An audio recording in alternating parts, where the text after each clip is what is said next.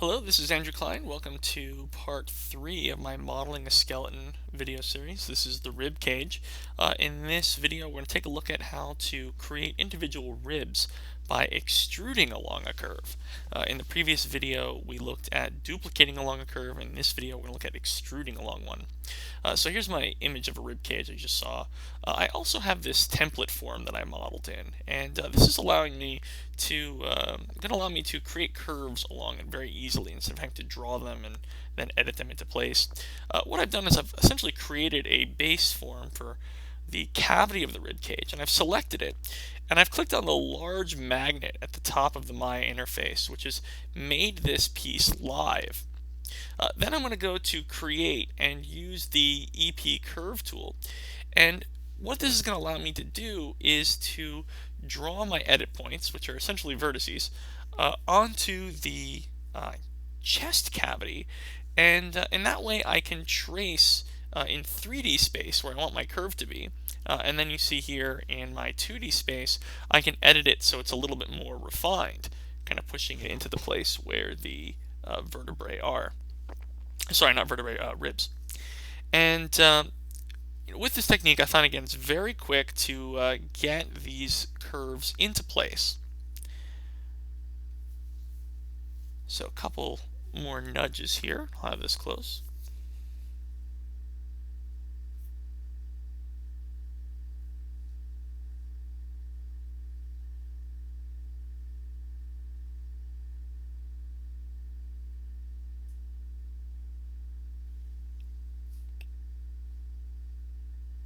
So let me create the next curve for where the next rib will be.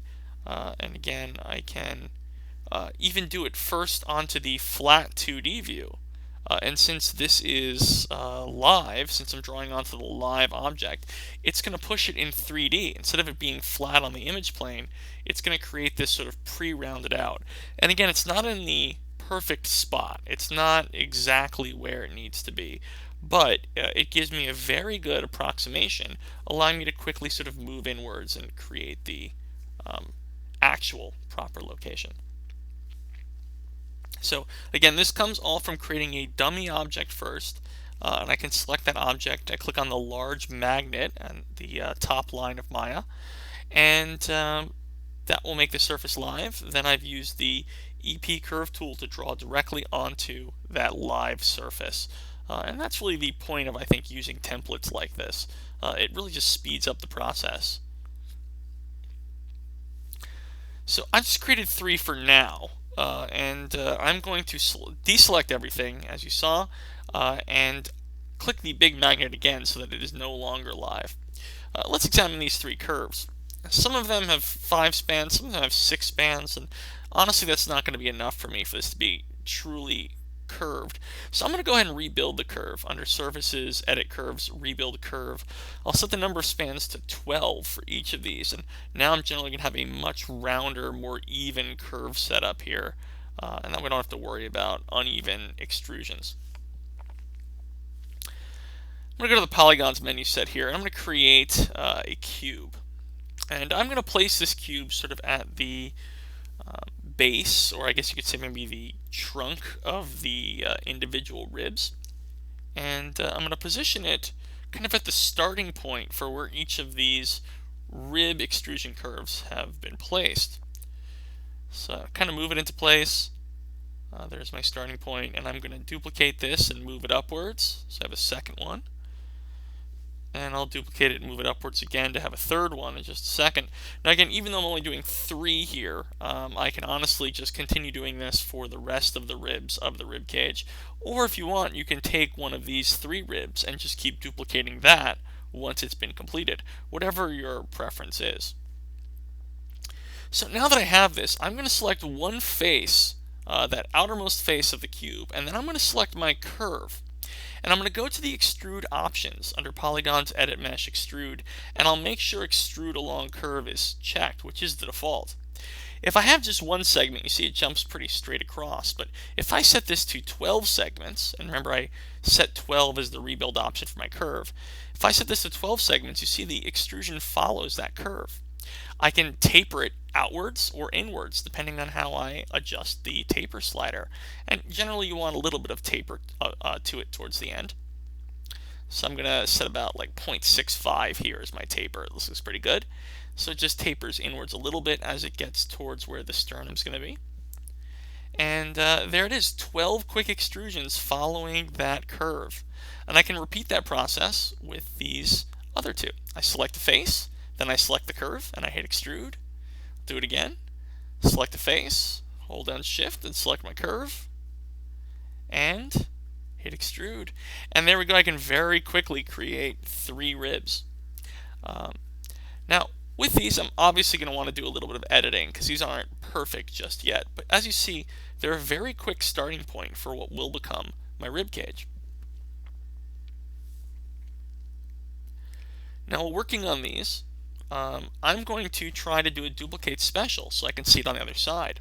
So I have my settings set at instance and my scale at -1 on the x-axis, but you'll notice it doesn't quite duplicate in the right place. So first, let me freeze and reset my transformations. That'll make sure my pivot point gets oriented back to the center of the world and I can duplicate around that mirror. And when I do a duplicate special after freezing and resetting my transformations, my ribs show up correctly on the other side, and I've got a duplicate instance so that if I edit one side, the other side edits correctly as well. Now if I move along just a little bit further here, obviously you see I've got a much more completed rib cage which I've entered smooth preview on. What I'm going to do is I'm going to try and finish this up now, and I'm using my smooth drop-off settings under the move tool to grab my vertices and faces and kind of nudge them around. If you hold down B and use the middle mouse button and slide back and forth, you can see here I'm changing the scale of my smooth drop-off. That allows me to determine how much of the end of that rib I want to pull. You'll notice that my settings are also set to surface and not to a global or local setting. That way it just sort of follows the drop-off along the connected surface and not in sort of this dome area of influence. So with this, I'm using this to kind of nudge it back and forth and connect this up. Connect the ribs. Essentially, I'm making the xiphoid process, connecting this to the sternum. And there you go. I can very easily complete this, make nudges and changes to this, and finish up what is my rib cage. So there's a more complete look. And as I get into the end here, you'll see this technique was very, very useful for me to create lots of ribs very quickly. And sort of the end of my skeletal torso, you'll notice I've added on clavicles and scapula just to complete the model. And I hope you enjoyed a look at some of the techniques I've used in building a skeleton. I used a duplicate special, duplicate along curve, and extrude from curve in my various videos of this series. For more videos, please visit kleinmakelearngood.com. Thank you very much.